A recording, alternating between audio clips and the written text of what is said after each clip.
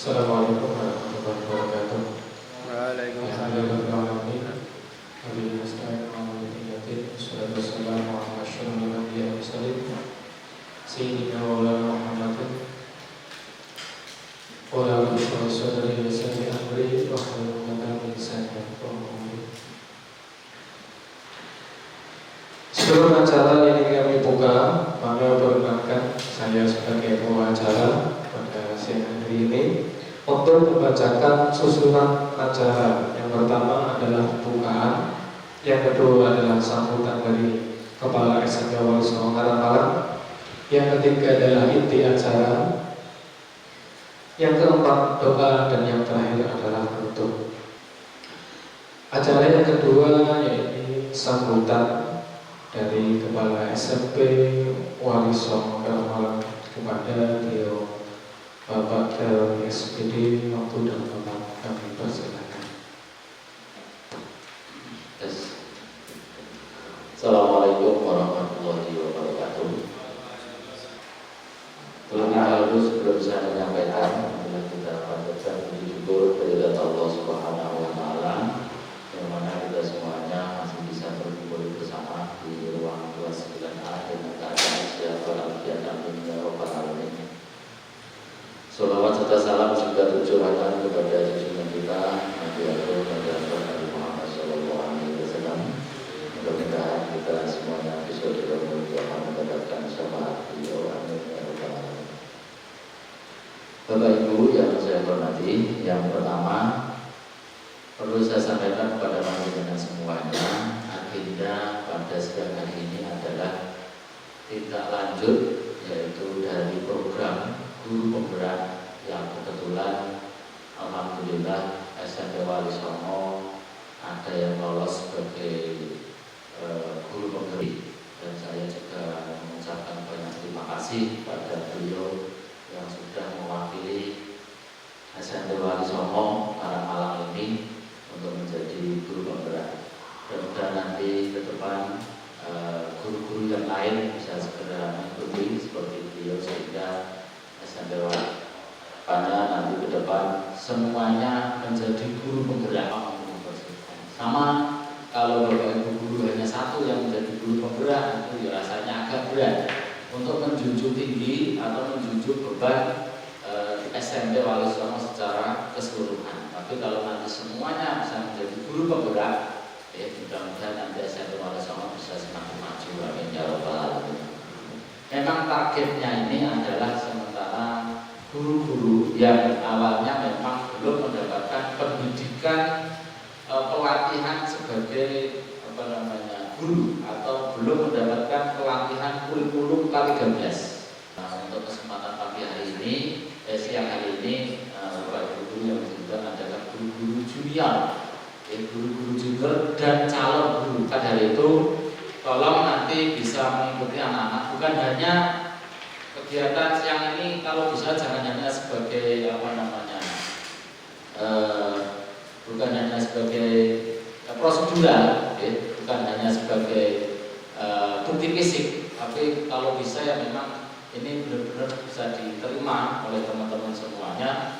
Untuk apa? Untuk bekal nanti ketika panjenengan mengajar di kelas, dan bekal untuk panjenengan semuanya memegang anak-anak. Karena apa yang didapatkan oleh Bu Anissa di sekolah guru penggerak itu secara otomatis semuanya berkaitan dengan sekolah, semuanya berkaitan dengan anak. Dan pelatihan ini secara berlanjut, bisa saya sampaikan kepada panjenengan semuanya. Mungkin nanti setelah ini ada workshop lain. Yang terakhir, mohon maaf kepada teman-teman semuanya, saya mewakili dari sekolah. Saya juga mohon maaf kepada Bu Anissa selaku narasumber apabila ada kurang lebihnya. Mungkin pada kesempatan siang hari ini, kami selaku yang dituakan di SMP Wali Songo, mohon maaf yang sebesar-besarnya. Assalamualaikum warahmatullahi wabarakatuh. Terima kasih kepada Kepala Sekolah SMP Wali Songo atas sambutan kepada beliau Bapak Darul. Selanjutnya adalah inti acara sosialisasi filosofi pendidikan Ki Hajar Dewantara yang akan disampaikan oleh narasumber kita, yaitu Bu Anissa Kurniastias SPD. Kepadanya waktu dan tempat kami persilahkan secukupnya.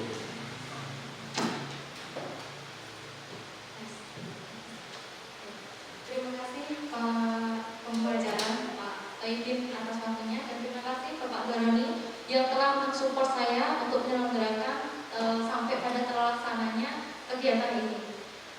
Sebelumnya, Assalamualaikum warahmatullahi wabarakatuh. Di sini saya akan menyampaikan apa yang sudah saya pelajari di dalam pendidikan program Guru Penggerak. Jadi yang pertama adalah materi mengenai modul 1.1, yaitu mengenai filosofi pendidikan Ki Hajar Dewantara. Memang selama ini yang paling melekat dan paling kita tahu mengenai pendidikan Ki Hajar Dewantara ya itu tadi ya, Ing Ngarso Sungtulodo, Ing Madya Mangunkarso, Tumuri Handayani. Padahal sebenarnya banyak sekali filosofi pendidikan Bapak Ki Hajar Dewantara. Di sini saya akan menyampaikan yang pertama adalah mengenai pendidikan dan pengajaran yang menurut Bapak Pendidikan Nasional Ki Hajar Dewantara. Yang kedua, dasar-dasar pendidikan Ki Hajar Dewantara. Kemudian berkaitan dengan kodrat alam dan kodrat zaman. Terus yang keempat adalah mengenai budi pekerti, dan yang terakhir mengenai profil pelajar Pancasila. Nah, jadi menurut Bapak Ki Hajar Dewantara, pendidikan atau upcoding yaitu menuntun segala kekuatan kodrat yang ada pada anak-anak agar mereka dapat mencapai keselamatan dan kebahagiaan yang setinggi-tingginya, baik sebagai manusia maupun sebagai anggota masyarakat. Jadi kata kuncinya itu adalah pada yang sudah saya tandai warna merah, yaitu menuntun, kemudian kekuatan kodrat anak-anak selamat, bahagia sebagai manusia maupun anggota masyarakat, apapun perannya dia di dalam masyarakat. Sedangkan pengajaran itu bagian dari pendidikan itu. Jadi pengajaran itu bagian dari pendidikan, yaitu memberi ilmu atau berfaedah untuk pencapaian hidup anak secara lahir dan batin. Jadi pendidikan bukan hanya memberikan ilmu, namun juga bekal supaya anak itu mampu menjadi manusia yang seutuhnya. Ibarat seorang petani, pendidik itu ibarat seorang petani. Diibaratkan seorang petani. Kemudian siswa itu diibaratkan sebagai tanaman padi atau tanaman jagung. Gitu. Jadi ibarat seorang petani yang menanam padi. Seorang petani itu hanya dapat menuntun tumbuhnya padi. Ia dapat memperbaiki kondisi tanah, memelihara tanaman padi, memberi pupuk, memberi air secukupnya, membasmi hama yang mengganggu tanaman padi tersebut, namun tidak dapat mengganti kodratnya menjadi sesuatu yang lain. Jadi kalau memang awalnya itu padi, yang menjadi padi tidak mungkin menjadi jagung. Nah, seperti itu pula seorang pendidik. Jadi seorang pendidik itu hanya dapat menuntun kekuatan kodratnya itu willingness, yang berkaitan dengan willingness anak. Jadi dalam dasar pendidikan Ki Hajar Dewantara yaitu menuntun, sama seperti yang sudah kita ketahui 3 semboyannya, yaitu Ing Ngarso Sungtulodo, Ing Madya Mangunkarso, Tumuri Handayani. Jadi seorang pendidik itu di depan memberi contoh. Jadi karena memang seorang pendidik itu adalah role model yang paling dekat dengan anak-anak, sehingga apa yang dilakukan oleh seorang pendidik atau guru itu pasti dicontoh oleh anak-anak. Kemudian di tengah itu membangun semangat. Jadi bagaimana merangkul anak, ya, solidaritasnya, kemudian juga bisa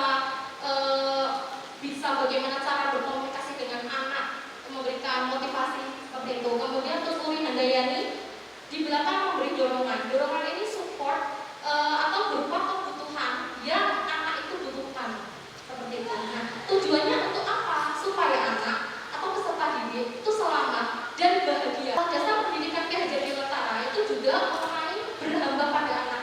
Mungkin istilahnya agak sedikit puitis ya, berhamba. Maksudnya itu apa sih berhamba?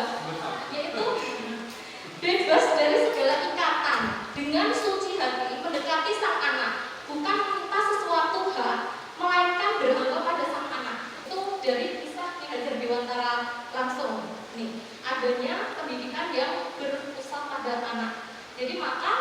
segala kurikulum, terutama untuk sekarang ya saat ini kurikulum 2013, apalagi sekarang ada istilahnya Merdeka Belajar, itu salah satu wujud dari penerapan dasar pendidikan yang Dirgantara, yaitu berhamba pada anak.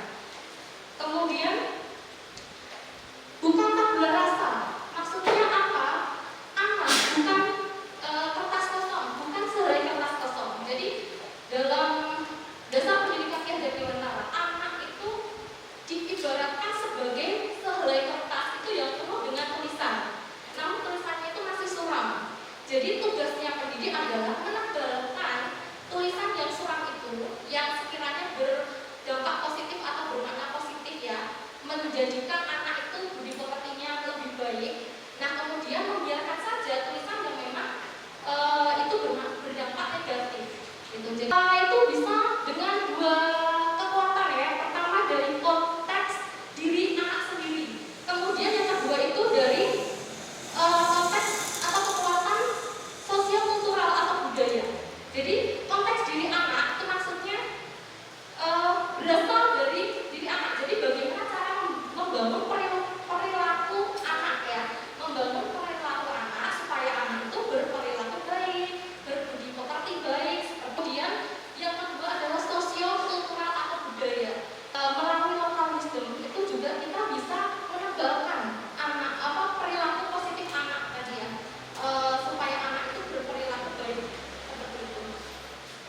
Kemudian untuk dasar pendidikan anak tentu saja berkaitan dengan dua hal ini ya. Yang pertama kodrat alam dan kodrat zaman. Nah, apa itu kodrat alam? Kodrat alam berkaitan dengan sifat dan bentuk lingkungan di mana anak berada. Jadi pada dasarnya anak itu sudah membawa atau mempunyai sifat dan karakternya masing-masing yang pendidik itu tidak dapat mengubahnya. Jadi seorang pendidik tidak mampu mengubah atau menghapus sifat tersebut, namun hanya mampu menuntun agar sifat-sifat baiknya itu muncul dan sifat-sifat buruknya itu tertutupi, seperti itu. Jadi untuk kodrat alam itu juga berkaitan dengan latar belakang siswa. Jadi siswa yang berlatar belakang pedesaan dan perkotaan pun akan berbeda. Nah, bagaimana cara pendidik untuk memahami perbedaan tersebut, menerima perbedaan tersebut. Kemudian kodrat zaman berkaitan dengan isi dan irama. Isi itu berkaitan dengan materi atau pengetahuan yang diajarkan kepada anak, sedangkan irama itu berkaitan dengan nilai-nilai kemanusiaan. Jadi harus imbang antara apa yang diajarkan dengan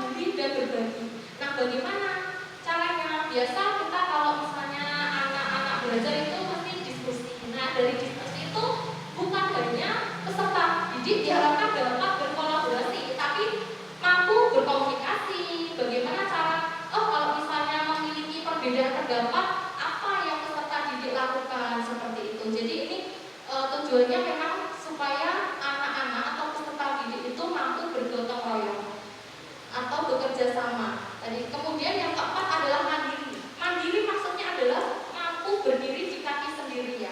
Jadi kekuatan diri sendiri. Maksudnya bagaimana? Memiliki kesadaran diri dan regulasi diri. Nah, itu. Jadi nggak apa-apa harus dikontrol orang lain, apa-apa harus diarahkan, tapi memiliki kemandirian. Kemudian yang kelima itu adalah bernalar kritis. Dan yang terakhir, profil pelajar Pancasila yang terakhir adalah kreatif. Kreatif di sini maksudnya menghasilkan gagasan atau karya yang orisinil, bukan karena plagiat seperti itu. Jadi harapannya adalah generasi muda atau generasi yang akan datang itu mampu melahirkan yang generasi yang memiliki profil pelajar Pancasila seperti itu. Oke. Terima kasih. Itu saja yang dapat saya sampaikan.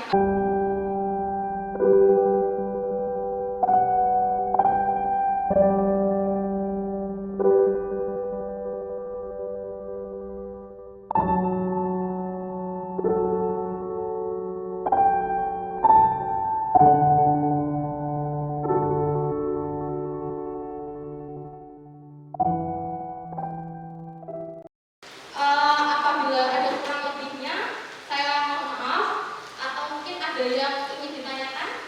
Ya. Saya ingin bertanya, jadi ini cerita kronologinya begini. Itu ada satu anak, itu dia tuh sulit belajar. Akhirnya tuh katanya, kan aku bagaimana kok nggak tahu belajar? Itu aku memang aku memang seperti ini. Katanya itu memang seperti itu. Memang katanya udah kodratnya kodrat.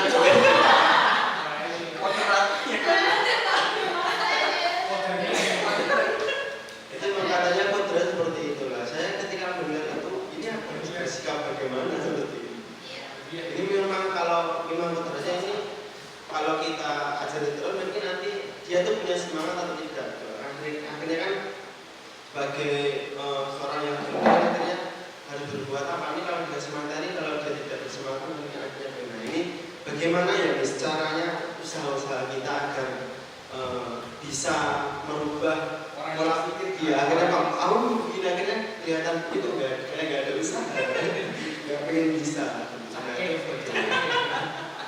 Terima kasih Mas Jadi. Jadi ada yang istilahnya teori kontrol, Mas Jadi. Ya, teori kontrol itu coba kalau minta bantuan Bapak Ibu ya, mungkin sebentar. Bayangkan ya, coba tangan Bapak Ibu itu posisi mengepal seperti ini. Coba bayangkan. Bayangkan di dalam kepalan tangan Bapak Ibu itu ada barang berharga. Nah, barang berharga yang memang sangat berharga ya. Terus temennya ya, teman Anda itu berusaha untuk membuka, ya pokoknya buka, buat dibujuk, digoda, dipaksa, gitu. Kira-kira nih, apa yang akan terjadi? Kira-kira, coba bayangkan. Ketika dibujuk, kira-kira itu responnya bagaimana? Apakah tangannya itu semakin mengepal? Semakin mengepal kalau dibujuk. Kalau dipaksa? Oh ya. Ya, gimana? Coba dibayangkan nih. Ini materi juga yang saya pelajari ini. Kalau dibujuk mungkin semakin Ya, mungkin bisa jadi, ya bisa jadi luluh gitu kan, bisa jadi. Tapi kalau dipaksa, ngepal, semakin gemuk, nggak terima. Apalagi kalau anak-anak seusia saya itu nggak mau, pokoknya nggak mau gitu. Yang berdasarkan ada kontrol teori dari Dr. William Glasser. Nah, jadi bahwa kita itu tidak bisa mengontrol perilaku siswa itu, kita tidak bisa. Ya, jadi ilusinya itu kan guru mampu mengontrol ya, guru mampu mengontrol. Padahal kenyataannya ketika anak tidak mampu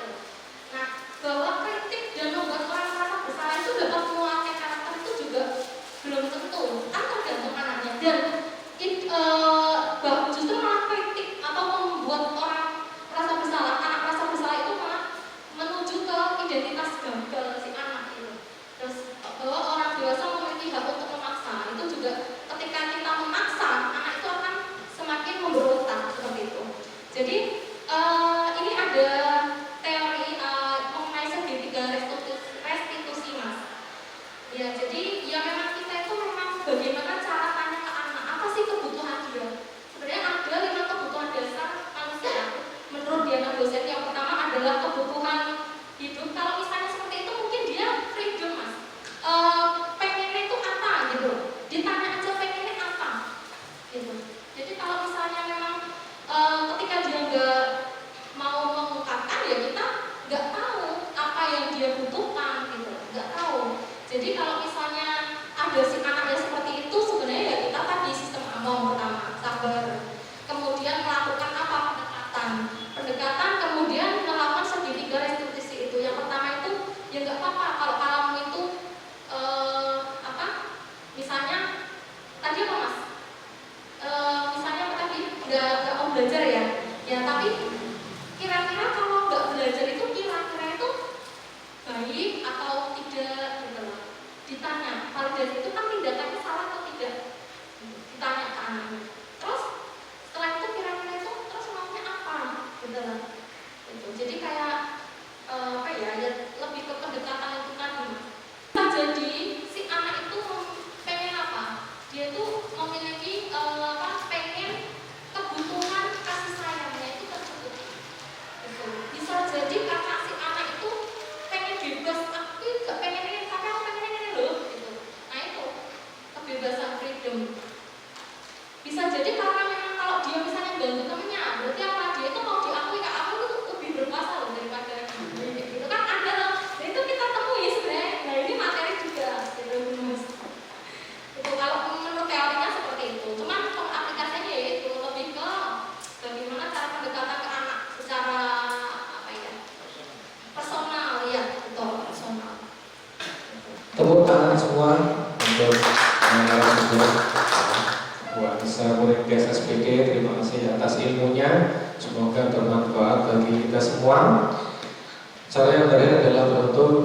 Sebelum saya tutup, kami selaku pembawa acara dan segenap panitia mengucapkan terima kasih atas kehadirannya, atas partisipasinya, dan kami mohon maaf apabila ada salah tutur kata dan perbuatan kami yang tidak berkenan di hati peserta semuanya.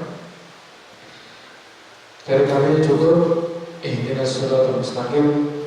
Assalamualaikum warahmatullahi wabarakatuh.